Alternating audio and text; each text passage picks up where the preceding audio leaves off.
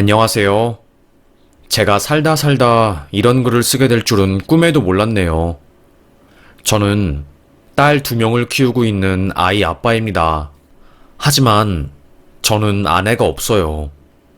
왜냐하면 아내는 집을 나갔거든요. 거의 10여 년 전으로 돌아가야 할 거예요. 그 이야기를 하려면요.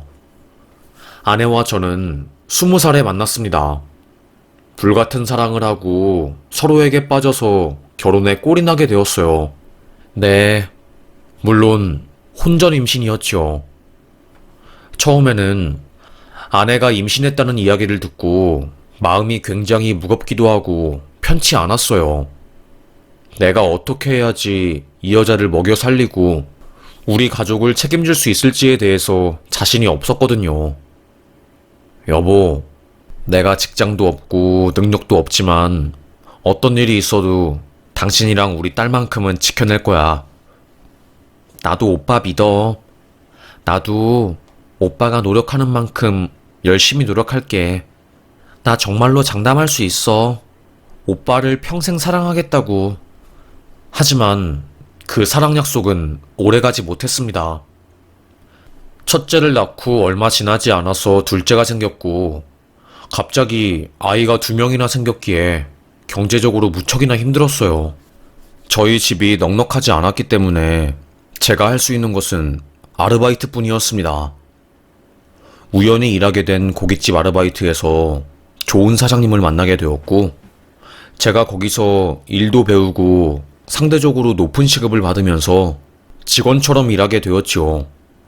여보, 이번에 사장님이 월급 올려준다고는 했는데 정말 쉽지가 않네.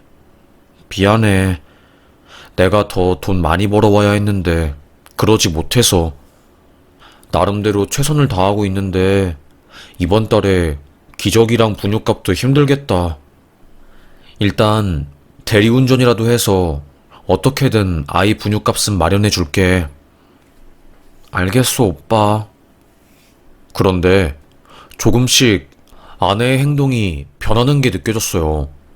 어디서 난지 모르겠는 비싸 보이는 옷들, 그리고 저에게 생활비를 안 받아도 아이들 기저귀나 분유를 턱턱 사오고, 저는 아내가 저 몰래 일하는 줄로만 알고 있었습니다. 하지만 아이가 3살이 되었을 때 저는 알게 되었지요. 아내가 저 몰래 남자를 만나고 있었다는 것을요. 아내가 유부녀인 것을 안 그 남자는 아내에게 경제적 지원을 해준 거였어요. 당신, 왜 나 몰래 남자 만나? 내가 모를 것 같아? 애가 지금 3살인데, 왜 불륜을 저질러? 내가 말했잖아. 조금만 더 기다리면 내가 성공해서 잘해주겠다고. 어떻게 나를 배신할 수 있어?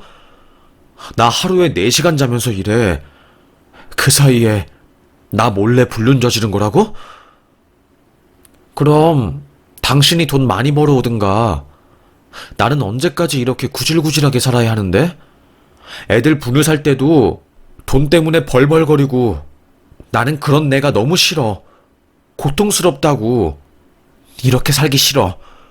이렇게 살 바에 그냥 죽는 게 나을 것 같다는 생각을 해. 나도 살고 싶어. 나도 살고 싶다고. 애들 키우는 것도 너무 힘들어. 그냥 옥상에 올라가서 확 떨어지고 싶어. 너무 힘들어.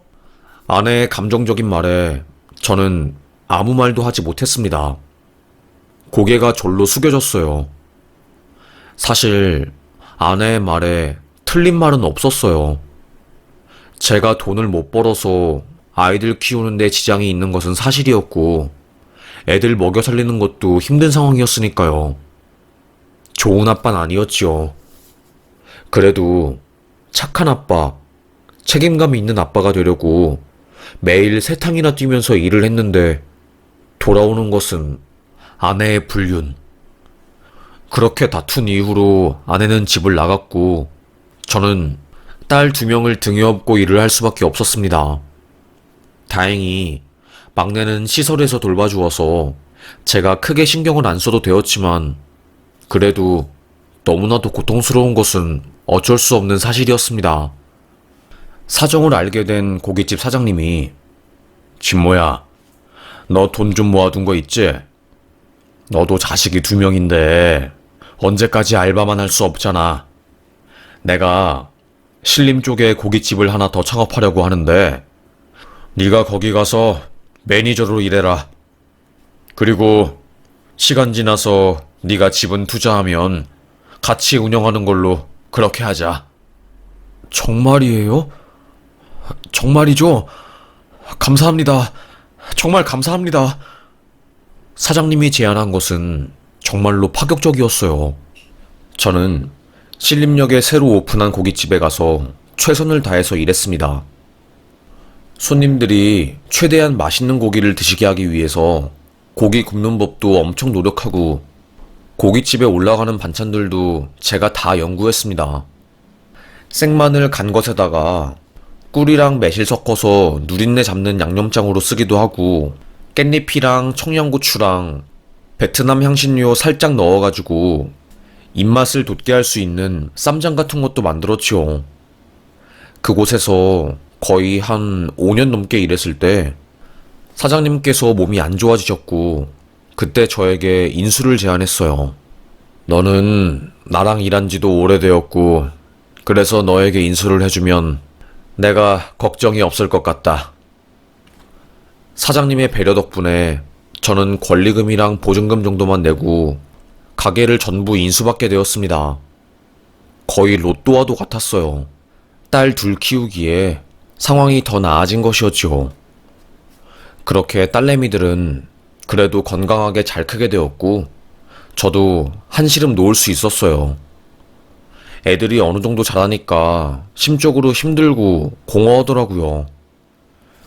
참, 자식 키우는 게 쉬운 일이 아니구나. 영원히 내 품에 있을 것 같은 애들도 이제는 훌쩍 커서 내 품을 떠나버리고 뭐 때문에 이렇게 열심히 진땀을 뺀지 모르겠네. 솔직히 말해서 이제는 좀 외롭다. 아니, 더 솔직히 말해서 고독하다. 저는 중년 남자의 고독함에 빠져서 매일을 허우적거렸어요. 먹지도 않은 술을 입에 대고 입맛도 뚝 떨어져서 살도 엄청 빠졌지요. 그때 저희 가게에서 저랑 오랫동안 일한 알바생이 그러더라고요. 사장님, 연애 한번 해보세요. 사모님이랑 헤어진 지도 오래고 애들도 전부 다 커서 따로 살고 있으니까 이제는 연애 시작해도 되지 않을까요? 에이, 내 주제에 무슨 연애야. 말도 안 되지. 누가 나를 좋아하겠어. 애 2명 딸린 남자에다가 이제는 나이도 많은데 뭐 내세울 거는 딱 하나 있네. 그나마 경제력이 좀 좋아진 거? 요즘 가게가 잘 돼서 돈 많이 버는 거? 아이 참, 사장님 자신감 가지세요. 그런 조건들이 사장님이라는 사람을 더 좋게 만드는 거예요. 애들 2명 책임진 사람이었잖아요. 그러니까 혼자서 아이 키운다는 사실은 사장님이 더 책임감 있는 사람으로 보이게끔 해주는 거고, 나이가 많은 것은 진중한 매력이 있다고 볼 수 있으니까 긍정적으로 생각해요. 직원의 말을 듣고 저는 고개를 끄덕였습니다. 너 천사냐? 어떻게 말을 그렇게 이쁘게 해주냐? 하여튼 뭐 그리 말해주니 기분은 좋네. 고맙다. 사장님, 저는 진심이에요. 직원이 저보고 연애를 하라는 말에 순간 혼란스러워졌지요. 사실 오랫동안 연애하고 싶다는 마음이 있긴 했거든요. 그런데 상황이 있으니까 감히 여자를 만날 생각을 하지 못하고 있었거든요. 그러면 직원 말대로 정말로 조금씩 연애 시장에 뛰어들어 볼까? 그런데 호랑이도 제 말하면 온다고 저희 가게에 굉장히 어린 20대 초반 아이가 아르바이트생으로 들어오게 되었습니다. 그 아이 때문에 제 인생이 뒤집어지고 저희 고깃집이 난리 나고 정말 역대급 일이 생겼죠. 그 아이는 굉장히 예뻤어요. 쌍꺼풀은 없지만 빨려 들어갈 것만 같은 깊은 눈, 그리고 오똑한 코에 생기 있는 입술은 눈길을 끌었지요. 그리고 성격도 활발했어요. 자세히 들어보니까 할머니랑 함께 살다가 할머니가 돌아가신 이후로 혼자 살게 되면서 이런저런 알바를 섭렵한 것처럼 보이더라고요. 처음부터 그 아이가 여자로 보이는 것은 아니었어요. 저도 양심이라는 게 있는 사람이었으니까요. 그런데 손님들이 사장님, 알바생 잘 뽑았네. 싹싹하고 얼굴도 이쁘니 알바생 얼굴이라도 한 번 더 보고 싶어서 자꾸 오게 된다니까. 그런가요? 아이고, 아주 그럼 우리 가게에 복덩이가 들어온 거네요. 손님들이 알바생이 이쁘다고 칭찬하고 덕분에 가게에 온다고 말을 하니까 저도 기분이 좋아졌습니다. 그리고 그 아이에게 한 번 더 눈길이 가게 되고 그랬어요. 그러다가 저희 가게 직원들과 회식을 할 때 제가 그 아이와 결정적으로 감정을 나누게 된 일이 생겼어요. 술에 취한 그 알바생은 사장님, 멋있어요. 뭔가 다른 나이 많은 사람들이랑은 달라 보이는 그런 게 있어요. 아이고, 우리 알바생이 또 사장님 비행기 태우네. 진짠데? 진심인데요? 그렇게 술을 마시다가 애들이 다 취하고 저는 하나둘씩 택시에 태워서 집에 보냈어요. 그런데 마지막으로 그 여자 알바생을 데려다 주려고 하는데 갑자기 저에게 사장님은 저 어때요? 어? 그냥 어여쁜 알바생이지. 갑자기 왜? 저는 사장님이 남자로 느껴지는데 술 마셔서 이렇게 말하는 거 아니에요. 오랫동안 고민했어요. 손님들이랑 트러블 있을 때 제 편 들어주고 저 지켜주시고 그리고 열심히 일하시는 그 모습이 뭔가 저에게 큰 매력으로 다가왔나 봐요. 그리고 제 볼에 뽀뽀를 한 거였습니다. 저는 깜짝 놀랐어요. 너무 놀라서 아무런 말도 못했고 온몸이 굳어지는 듯한 그런 기분이 들었죠. 뭐야? 그렇게 다음날 그 알바생은 아무렇지 않게 출근해서 일을 했습니다. 저는 설마 기억 못하는 건가? 술 취해서 실수로 한 행동이겠지? 뭔가 마음이 찝찝하고 무거웠어요. 어떻게 해야 할지 잘 모르겠는 그런 상황이었는데 그날 저녁에 사장님 생각해 보셨어요? 뭘 생각해봐? 제가 어제 고백했잖아요. 그 알바생은 어젯밤 자기가 말한 것들을 다 기억하고 있었던 겁니다. 순간 저는 패닉이 왔었죠. 너 정말로 그거 진심이야? 괜찮겠어? 대체 내가 왜 좋은 거야? 그냥 나는 애 딸린 유부남의 고깃집 사장, 그 이상, 그 이하도 아닌데. 그래서 좋다고요. 그러니까 좋다고요. 그 아이의 당돌한 고백에 저는 어떻게 할 줄을 몰라 했습니다. 엄청 당황했던 것 같아요. 그러다가 그 아이가 먼저 저에게 입맞춤을 하게 되었고, 저도 이성의 끈을 놓으면서 그때부터 연애를 시작하게 되었어요. 저를 있는 그대로 바라봐주는 그녀. 나이도 어린데 생각은 성숙하고 저라는 사람을 이해해주니까 너무나도 행복하더라고요. 이게 정말로 사랑받는 기분이구나. 이런 기분이구나. 그래서 저는 그 아이에게 하늘의 별이라도 따다주고 싶었어요. 제가 해줄 수 있는 모든 것들은 다 해주고 싶다는 생각이 강하게 들었죠. 그래서 주말이면 그 아이와 함께 마트에 가서 장을 보고 반찬 같은 거를 사서 그 아이 냉장고에 채워주고 배가 고프면 바로 달려가서 밥도 해주고 뭐 거의 남자판 우렁각시처럼 살았습니다. 그러다가 재혼 이야기가 나오게 되었고 그 아이가 나도 할머니 돌아가시고 나서 외로웠어. 사장님, 아니, 오빠랑 함께 살고 싶어. 오빠 자식들만 허락해주면. 저는 그때 결심했죠. 그래, 이렇게 이 여자가 나를 믿고 사랑해주는데 나도 자식들에게 용기를 내야지. 아빠, 여자친구 생겼다고. 재혼 허락해달라고. 자식과 비슷한 나이대인 사람을 여자친구로 데리고 온다는 것에 대한 죄책감, 그리고 양심에 찔리는 것 같은 그런 기분이 들었지만, 그때는 사랑이 우선이었습니다. 이 사람을 위해서라면 불구덩이에도 뛰어들 수 있다는 그런 확신이 들었어요. 그렇게 저는 자식들에게 말했어요. 아빠, 여자친구 생겼다.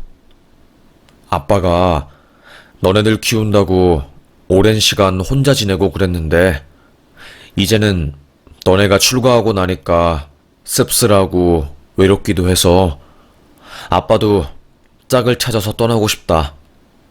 이제는 행복하게 살고 싶어. 말년에는 외롭지 않고 행복하게 살고 싶다. 딸들은 제가 여자친구가 생겼다는 말에 엄청 좋아했어요. 당연하지, 아빠. 아빠도 이제는 아빠 인생, 아빠가 아닌 남자로서의 인생 살아야지. 그러면 여자친구 우리한테 소개해줘. 그때까지만 해도 저는 애들한테 제 여자친구 나이를 밝히지 못했어요. 띠동갑이 넘었으니까 저도 양심에 찔려서 쉽사리 말하지는 못하겠더라고요. 그래서 직접 만나서 이야기를 나누고 말을 하려고 했죠. 날짜를 잡았습니다. 어떻게 보면 상견례 같은 느낌이었죠. 가슴이 두근두근 거렸습니다. 여자친구에게 딸들과 한번 만나자고 이야기를 하고 날짜와 장소를 잡았어요. 시간이 흘러 딸들에게 여자친구를 소개해주는 날이 오게 되었고, 저는 택시를 타고 그 장소에 가고 있었습니다. 저희 집에서 거의 1시간 정도 걸리는 곳이었으니까요. 아니, 손님은 무슨 일이 있길래 입이 귀에 걸리셨습니까? 엄청 좋은 일이 있으신가 봐요? 나이 불혹 앞두고 새장가 가게 생겨가지고 제가 아주 신이 났나 봅니다. 그게 티가 나나 봐요? 그럼요. 제가 운전하면서 얼마나 많은 손님들을 보는데 이제는 얼굴만 봐도 느낌이 딱 옵니다. 어떤 손님은 근심 걱정으로 가득 찬 얼굴, 어떤 손님은 화로 가득 찬 얼굴. 제가 이제는 관상학 박사를 해도 될 정도로 얼굴만 봐도 딱 느낌이 와요. 그런데 오늘 제가 딸들을 만나러 가는데 여자친구가 딸들이랑 나이 차이가 많이 나지 않아서 걱정이네요. 아이고, 나이 차이가 손님이랑 많이 나시나 보네요. 매력이 얼마나 넘치시길래 어린 여자분이. 아유, 이거 아닙니다. 그런데 웃음이 나오는 건 어쩔 수가 없네요. 여자친구 얼굴 보여드릴까요? 팔불출 같긴 한데. 핸드폰을 꺼내서 그 택시기사한테 여자친구 얼굴을 보여준 순간 환하게 웃던 택시기사 얼굴이 어둡게 변하는 겁니다. 손님이 만나는 여자가 이 여자라고요? 네. 무슨 일이라도 있습니까? 무슨 문제라도 있는 건지. 그때 택시기사가 저에게 이름이 현숙 아니에요? 현숙이? 저는 너무 놀랐습니다. 아니, 제 와이프 될 사람 이름은 어떻게 하신 겁니까? 아니, 어떻게 이름 하신 거지? 와, 진짜 여우가 따로 없네. 이 여자 당장 버리고 파혼하세요. 소름 끼치네. 갑자기 택시기사는 그 말을 하더니 도로 한가운데에서 차를 끼익 돌리더니 갓길에 주차를 하고서는 저에게 이 여자 때문에 내 딸 인생이 파탄났어요. 행복하게 결혼생활 하던 내 딸 인생이 개판나고 사위랑 이혼하고 우리 집도 한동안 눈물바다였다고. 저는 이게 어찌된 일인지 알 수가 없었어요. 갑자기 무슨 말을 하는 것인지, 왜 그런 소리를 하는 것인지, 영문을 몰랐지요. 아니, 자세히 좀 말해주세요. 현숙이가 뭐가 어쨌길래. 알고 보니 제 여자친구는 저를 만나기 전에 미용학원을 다녔던 거예요. 그 미용학원 사장님이 택시기사분의 사위였고, 거기서 제 여친과 그 사장님이 불륜을 저지른 거였죠. 그 학원에서 유명했나봐요. 유부남들이나 나이 많은 사람들이랑 사귀어서 금전적으로 이득을 보거나 아니면 집안 파탄내는 거에 희열을 느끼는 여자라고요. 그래서 주변 또래 여자들이나 남자들은 그 아이를 상대를 안 해주니까 나이 많고 외로운 사람한테 접근을 해서 유부남 인생을 박살낸 거였어요. 택시기사 따님분이 그 사실을 알고 미용실에 가서 소리 지르고 난리치고 상간녀 소송 걸고 장난 아니었다고 하더라고요. 그 소식을 들은 저도 무척이나 놀랐고요. 이런 일이 있었는지도 몰랐는데 소름이 끼쳤습니다. 그러면서 저에게 이거 제 딸이 상간녀 소송 걸어서 승소해서 받은 판결문이요. 이때 나온 위자료 2천만 원도 내 사위가 대신 내주고 아주 어처구니 없어가지고 내가 화병으로 한의원 가서 약 받아 먹고 난리도 아니었습니다. 이 사실을 알고서도 이 여자랑 결혼할 거요? 근데 저는 그때 무슨 정신인지, 그런데 사실 이것도 일방적인 주장 아닙니까? 말씀해 주셔서 감사하지만 상황 자체가 너무 갑작스럽고 뜬금없기도 하고 그래서 여자친구 말도 들어보겠습니다. 일단 말해 주셔서 감사합니다. 저는 택시에 내려서 다른 것을 타겠다고 말한 뒤 한동안 패닉 상태였어요. 하지만 10여 년 만에 저에게 찾아온 사랑이었기에 다른 사람들의 말을 듣고 그 여자를 놓치고 싶지 않았고, 그래서 모른 척하고 딸들을 만나러 갔습니다. 한식당에 도착한 제 여자친구를 본 딸들은 놀랐어요. 너무나도 어린 외모, 그리고 자기네들과 나이대가 비슷해 보이니까 당황했죠. 아빠가 오늘 여기 와서 말하려고 했어. 사실 너네들이랑 나이 차이가 별로 안 난다. 그렇지만 사랑은 숫자를 이길 수 있다고 생각해서 이렇게 소개를 한 거야. 딸들의 표정은 굳어졌습니다. 그날 거의 밥이 코로 들어가는지 입으로 들어가는지도 모른 채로 그렇게 만남은 마무리되었고, 그날 집에 가자마자 딸들이 아빠, 그래, 사랑하는 것은 좋아. 그런데 우리가 보기에 그 여자 인상이 진짜 너무너무 안 좋아. 안 만나면 안 돼? 아니, 만나더라도 결혼은 하지 마. 그래, 아빠. 사람 볼 줄 모르는 내가 봐도 그 여자 이상해. 얼굴은 이쁜데 눈빛이 좋지가 않아. 뭐라고 해야 하지? 뭔가를 숨기고 있는 여자 같아. 하지만 저는 사랑에 빠지고 콩깍지가 씌었기 때문에 아무런 말도 들리지 않았어요. 너네들이 그 여자를 아직 잘 몰라서 겉모습만 보고 판단하는 것 같다. 라면서 쉴드를 쳐주었죠. 그렇게 저는 모두의 반대를 무릅쓰고 그 여자와 사랑을 지속해 나갔습니다. 재혼식은 미루어졌어요. 그런데 일이 터지고야 말았지요. 저와 친하게 지내는 알바생이 저에게 갑자기 사장님, 이거를 진짜 말해야 하나 말아야 하나 어떻게 하지? 왜? 왜? 무슨 일인데 진모야? 아니,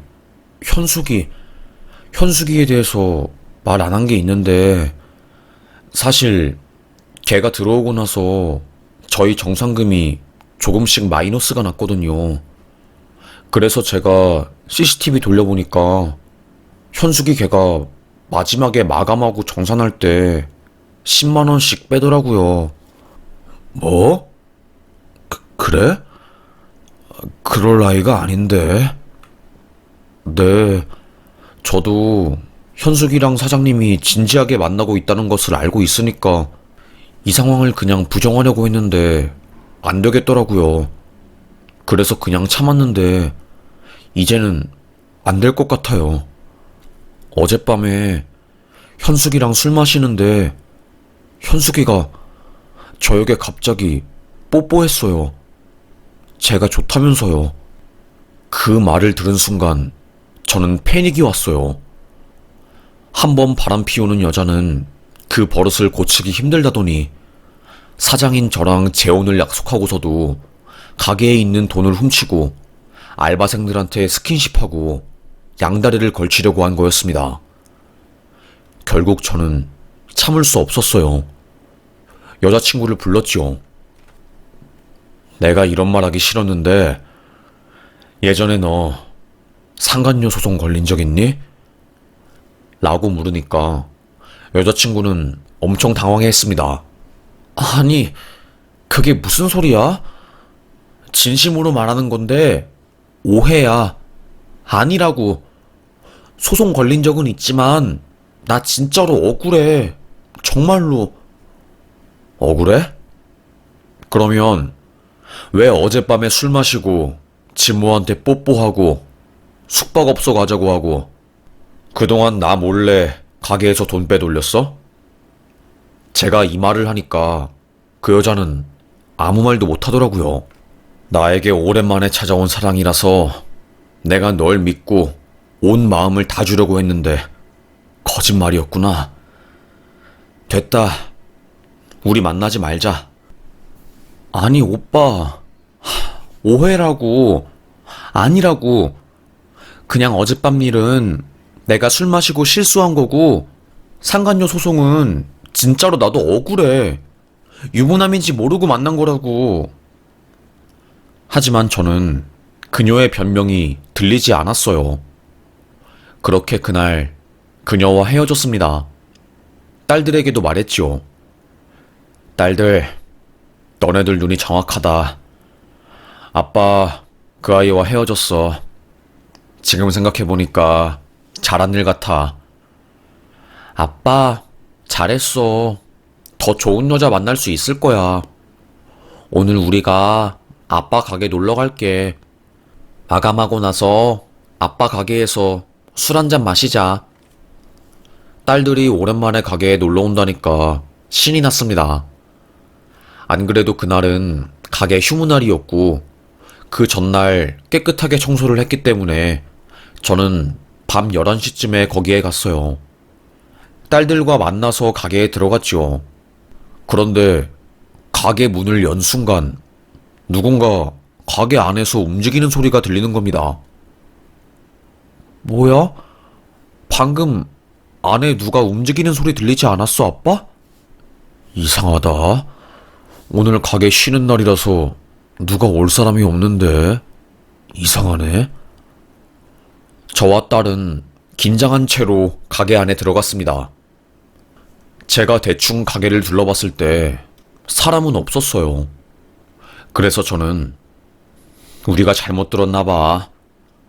그때 작은 딸이 소리를 지르는 겁니다. 저는 깜짝 놀라서 왜? 무슨 일인데? 무슨 일 생겼어? 왜? 왜 그래? 계산대 밑에 있는 탁상에 그 여자가 숨어 있었던 거였어요. 뭐야? 너 여기서 뭐해? 미쳤어? 전 여자친구는 손에 돈 뭉치를 들고 있었어요. 알고 보니까 제가 헤어지자고 선언을 한 이후에 돈이라도 뺏자 싶어서 가게에 몰래 들어와서 포스기를 열고 그 안에 있는 현금을 들고 도망치려고 하다가 저와 제 딸들이 가게에 들어오니까 깜짝 놀라서 그 밑에 숨은 거였습니다. 와, 정말로 어처구니가 없더라고요. 말이 안 나왔습니다. 무슨 이런 일이 있나 싶었어요. 화도 나고 참을 수 없을 것 같은 분노도 치밀어 올랐습니다. 그때 제 딸이 너 미쳤냐? 그렇게 나이도 어린데 늙은 남자 만나려고 하는 마음에서부터 이미 알았다 나는. 너 이제 죽었어 진짜?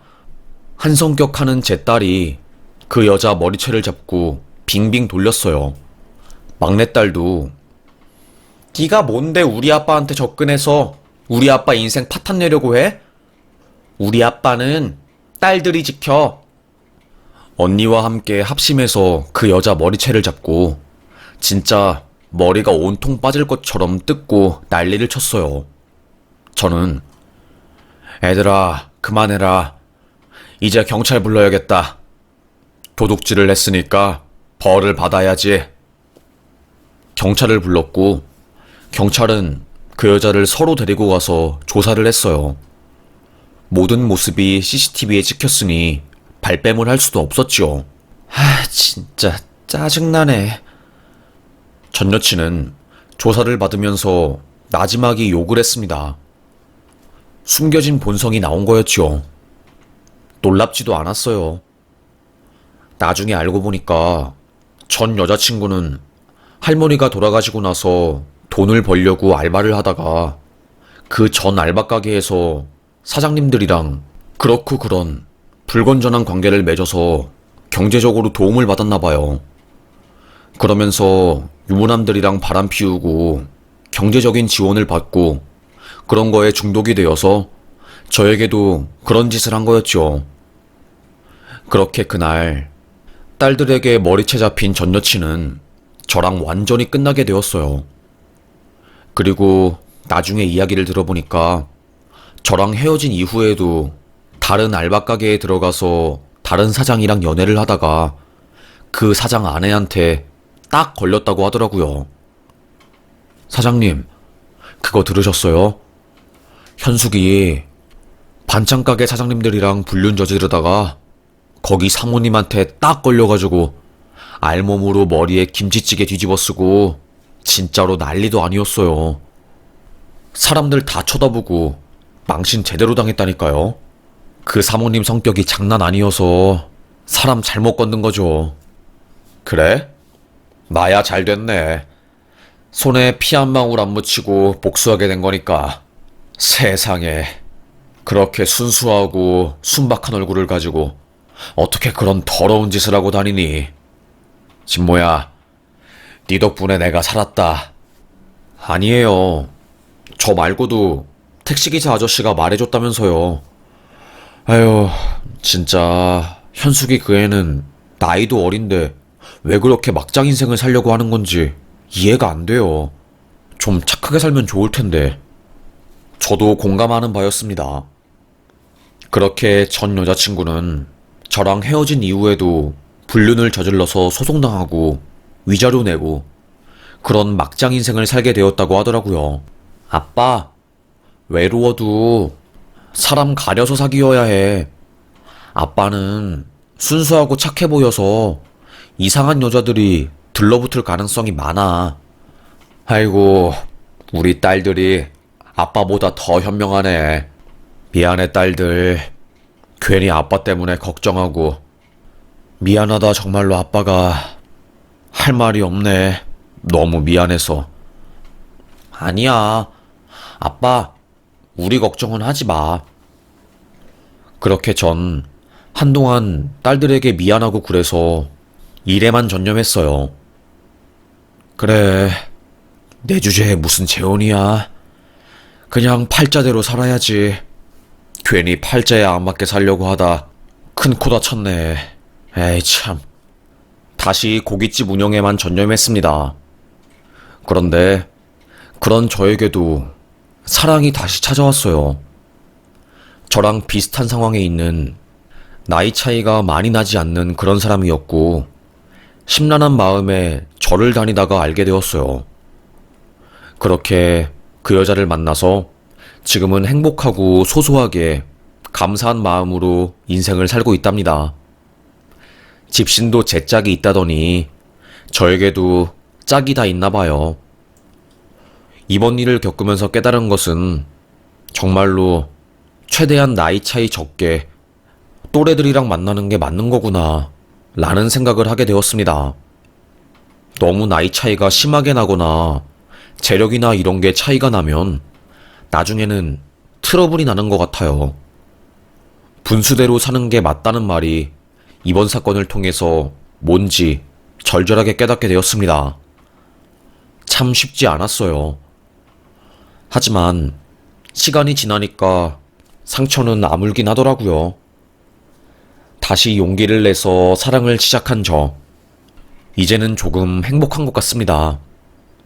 아이들 키우느라 내 젊은 시절 다 보내고 매일 눈물바다에 참으로 많이 힘들었는데 이제는 조금 행복해진 것 같아요. 이렇게 사는 매일이 행복하고 감사하고 그러네요. 여러분도 저의 이야기를 들어주셔서 정말로 감사합니다. 살아보니까 아무리 힘들어도 그 상황을 회피하지 않고 한 발자국씩 나아가려고 하면 다 길이 생기더라고요. 정말 그게 맞는 것 같습니다.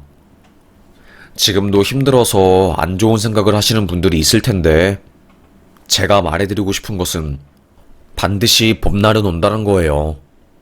저도 전처에게 버림받고 또 새로 사귄 여자친구에게 사기당하고 그랬지만, 이제는 좋은 사람 만나서 이쁜 사랑하고 있으니 이 사람을 만나기 위한 여정이었다고 생각하고 있어요. 그렇게 생각을 하니까 마음이 편해지고 감사해요. 그리고 혼자서 아이들 키우는 이 세상의 모든 부모님들께 대단하다고 말하고 싶습니다.